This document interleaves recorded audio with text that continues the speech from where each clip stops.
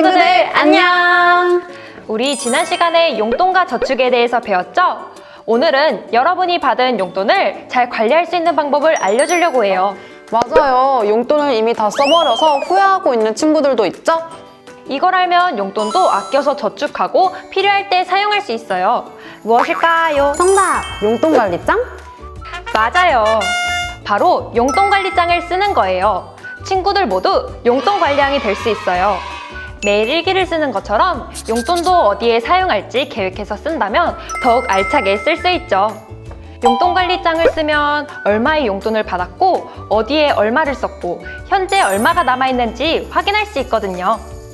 그럼 남은 돈을 어떻게 쓸지 생각하게 되니까 낭비도 막고 저축도 더 많이 할 수 있겠네요. 그리고 오늘 배울 기부도 할 수 있을 거예요. 기부는 어려운 것이 아니에요. 기부란 돈이나 물건 등 내가 가진 소중한 것을 누군가를 돕기 위해 나누는 것이랍니다. 그럼 여러분이 용돈을 계획적으로 쓰기 위해 꼭 필요한 용돈관리장 쓰는 방법과 어려운 상황에 있는 친구들을 도울 수 있는 기부에 대해서 더욱 자세하게 알아볼까요? 고고고고! 먼저 친구들이 받은 용돈에 대해 적어놓는 용돈관리장 쓰는 방법에 대해 알아보아요.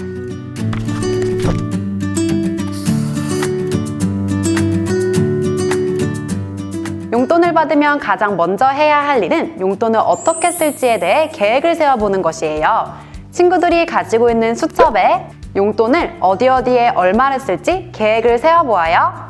와, 이렇게 용돈 계획서를 쓰면 나중에 친구들이 계획대로 썼는지 알 수 있을 것 같아요. 맞아요. 용돈을 들어온 돈에 적고 친구들이 하고 싶은 건 사용할 돈에 적으면 되죠. 직접 수첩에 적어 용돈을 어떻게 쓸지에 대해 스스로와 약속을 하는 거예요. 그리고 그 다음 친구들이 해야 할 일은 바로 실제로 받은 용돈과 용돈 사용 내역을 적는 거예요. 날짜, 내용, 들어온 돈, 나간 돈, 남은 돈을 적는 거죠.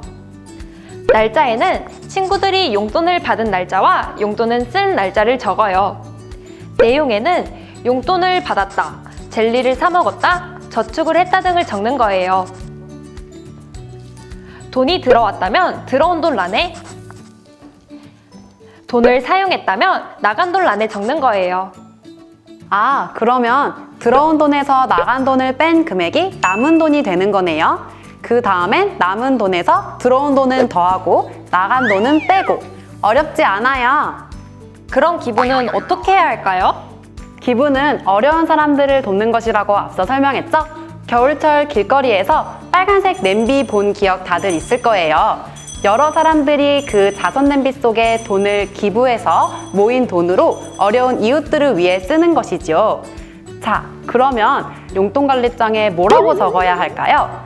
나간 돈 칸에 불우이웃 돕기 1,000원이라고 적으면 돼요. 어때요? 어렵지 않죠? 아참! 물론 기부나 나눔은 꼭 돈으로 해야 하는 건 아니에요. 여러분이 가지고 있는 재능을 남들에게 나눠줄 수도 있어요. 내가 피아노를 잘 친다면 친구에게 피아노를 가르쳐줄 수도 있고, 태권도를 잘한다면 태권도를 가르쳐줄 수도 있죠. 바로 재능 기부라고 불러요.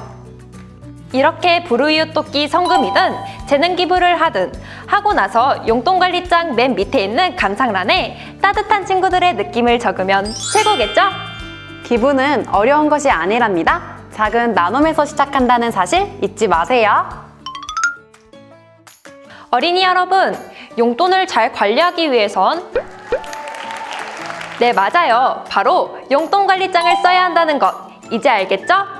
오늘부터 용돈관리장을 쓰면서 저축도 더 열심히 하고 용돈을 모아서 주변 이웃을 위해 기부도 해보면 어떨까요? 그리고 용돈을 모아서 기부, 나눔도 꼭 적을 수 있도록 이제부터 우리 용돈관리장을 작성해봐요. 우리 모두 약속해요. 우리 친구들 모두 약속! 안녕!